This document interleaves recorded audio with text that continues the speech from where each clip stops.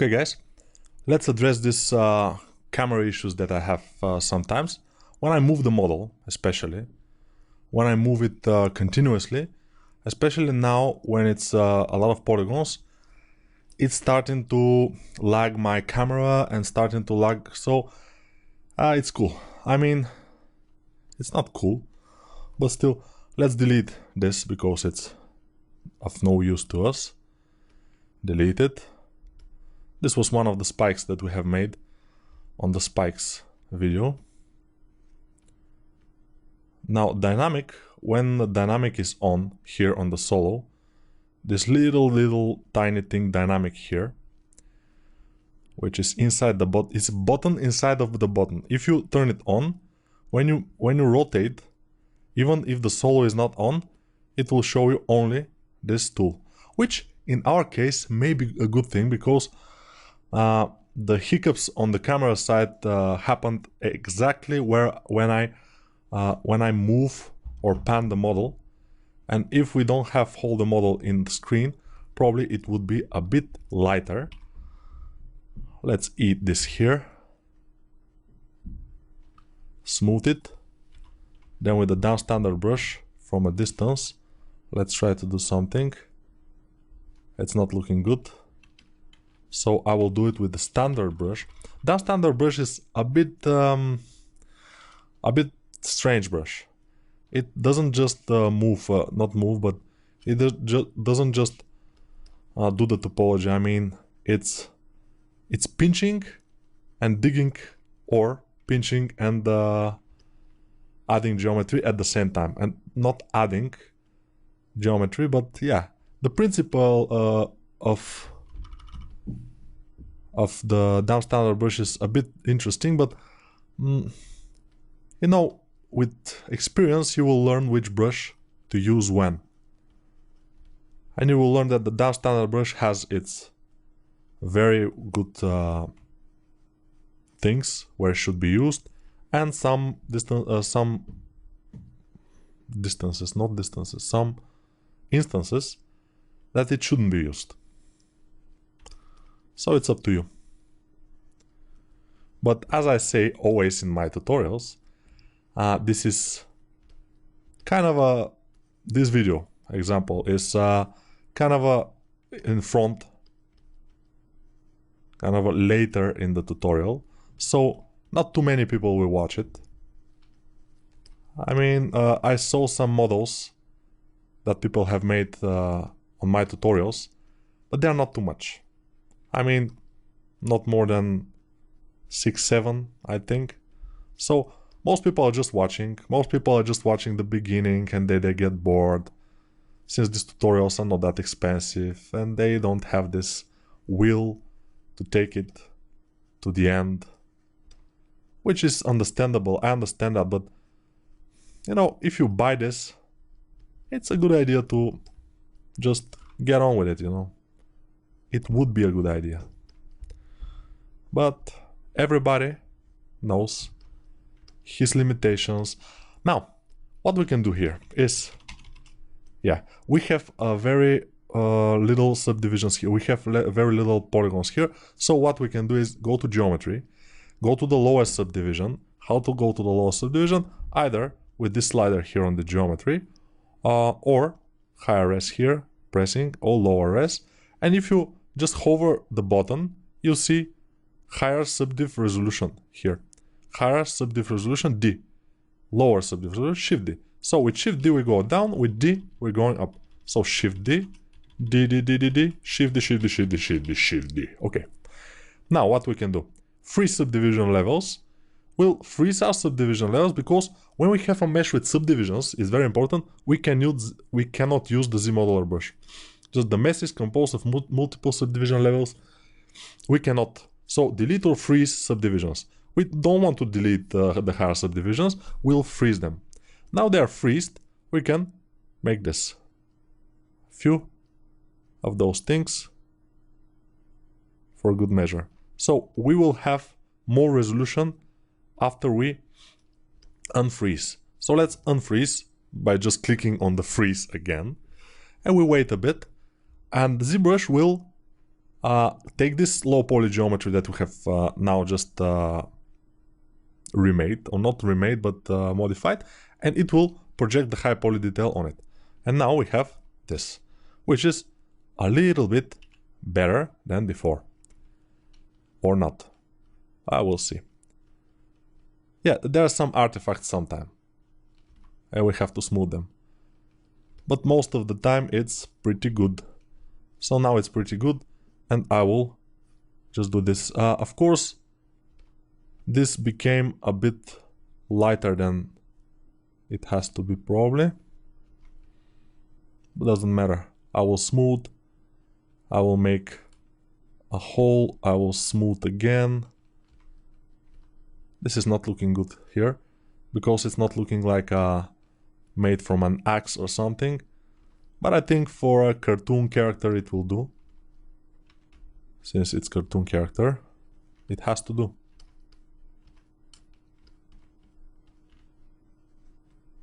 And I'm continuing to use the high polish brush. Let's make it white. White is a bit more contrasty. Yeah, I had to restart the brush again.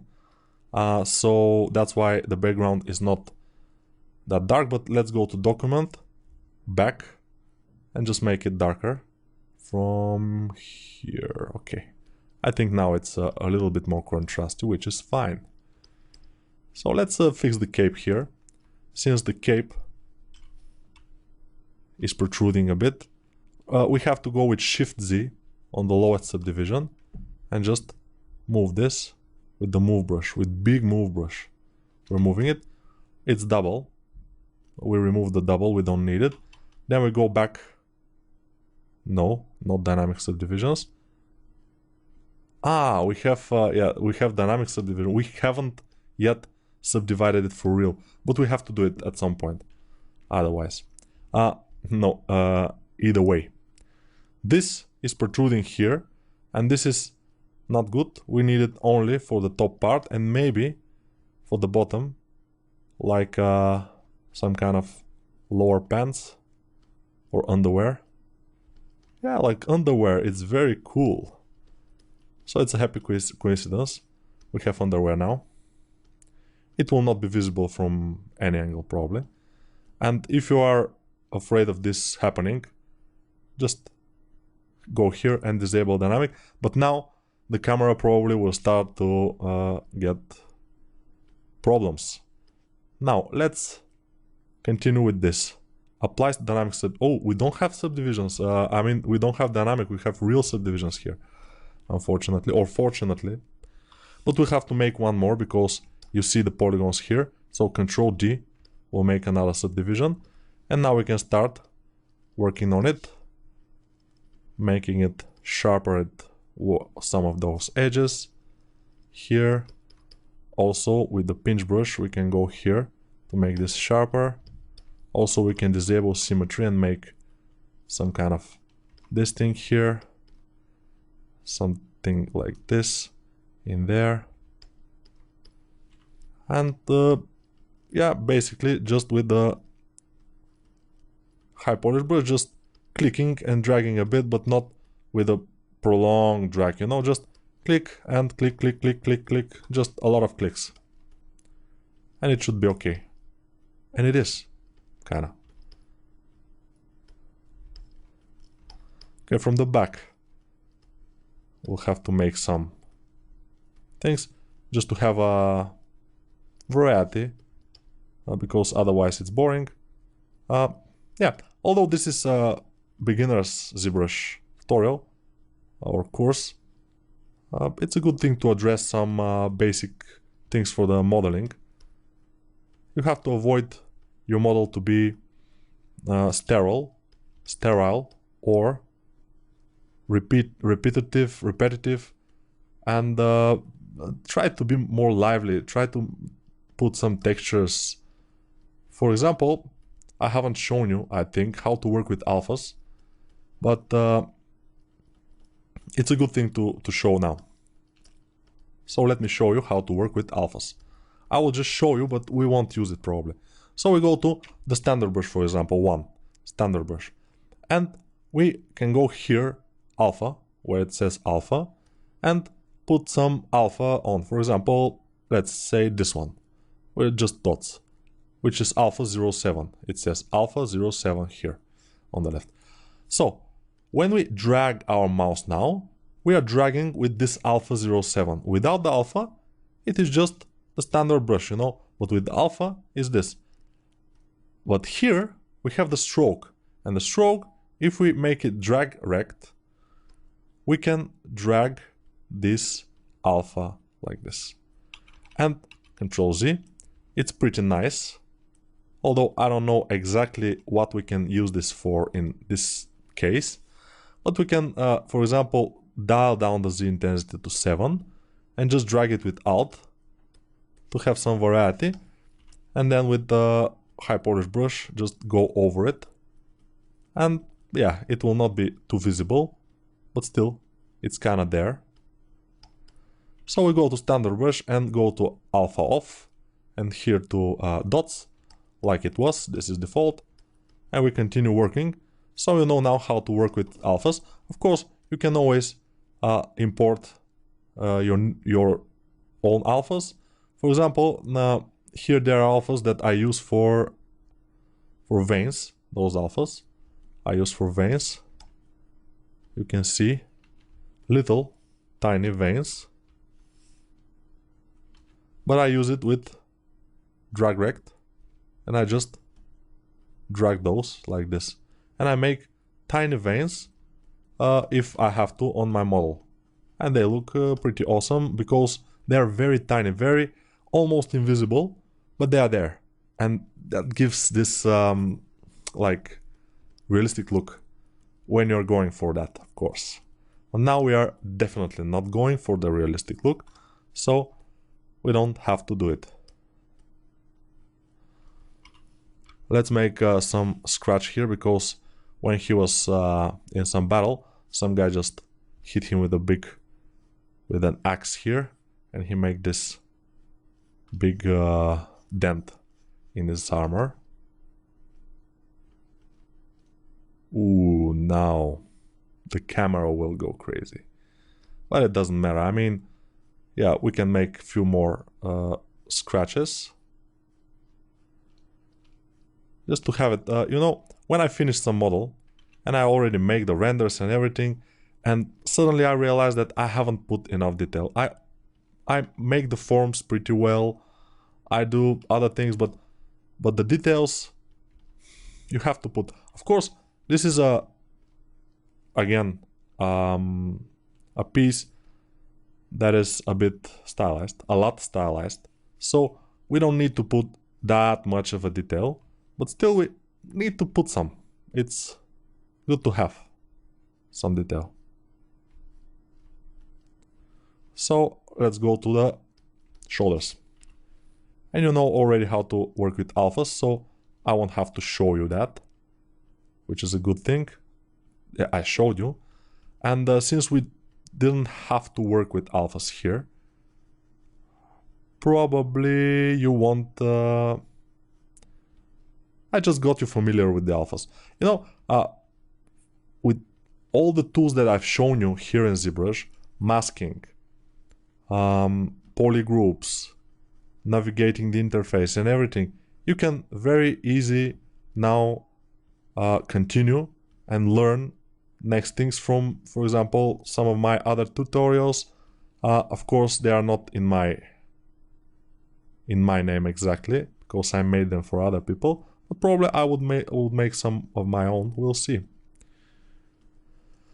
But nonetheless, even those that I made for other people, they are mine. I mean, I made them, so no, they're not mine. Yeah, that's the difference. They're not mine, but I made them. So you can, if you like my style of teaching, for example, which is a little bit more like not so official and stuff, you can check them out. They're available in Udemy, they're available in some other places, Flip Normal site, and some other places. What I want to do is one of those horns to make it chipped, because it will look more badass yeah, not every horn or thorn or whatever should be super good looking. I mean, after all, we are dealing with a badass knight here with horns, so we have to be very careful with that. If we leave the model as it is, it will be good. I mean, the overall silhouette is nice and everything because of the concept is cool. But if we put just a little bit more effort, I mean, not few hours, but yeah, 2 hours, for example, just 2 hours more, just to go through every detail and just make it a bit more detailed, a bit more touched by a human, a bit more believable, it will, your benefits will be huge. I mean, the benefit for your the likeness of your model, the likability. Everybody will just like your model better when they see that you have put this kind of effort. Everybody likes to see the effort. You know, yeah, I think that the most important thing is to have a good silhouette, to have a right forms, to have the right proportions and everything.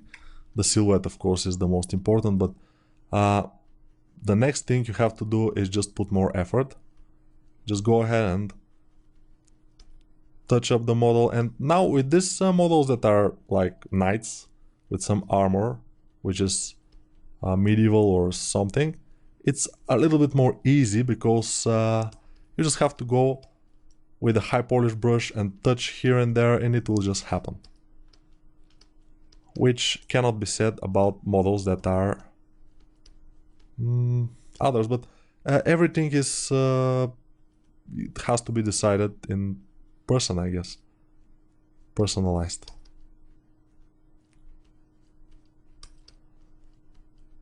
But I think we are getting pretty good. Those shoulders are already nice. We can put a bit of a dent in there. Why not? And we don't have almost any dent in here, so I'll put one little one here, just for good measure. This also I will eat a bit. And you notice how the model is starting to look a bit more beaten up, but still a little bit nicer overall. Let's make some eyebrows here. Why not? It's my decision. Also, when you're making the model, it's your decision whether to put whatever you want. I mean, yeah, if you're working for a client, of course it's most of the time it's his decision. Okay, saving project. Now I will make a dent here with yeah, I don't have symmetry now. I removed it and I will make kind of dent. Somebody just slap him. One here, something here. This is bigger. Maybe also in this place. And we are approaching the end of this video, which is absolutely normal. Nobody has to worry about that. That's just the end of this video. We have more to come. Of course, what we have next is continuing to work on this a little bit and then making the poly paint. We will color the character. I will show you exactly how to poly paint. Then I will get you a little bit into the lighting, how the lighting works here in ZBrush. The lights, not the lightning, but the lights. Or the lightning, lighting, not lightning, yeah. And then we can make a little render in Photoshop and we will be ready and good to go. And when you watch everything, you will be just ready to make your own model, of course. And it will be great. I'm telling you, this is just perfect to make models in ZBrush. It's just amazing. It's like I told you, it's still Valentine's Day here, and Valentine's night already. And I love to sit here and just work with you on this model. I don't know, maybe I'm a freak, who knows. But yeah, see you in the next video.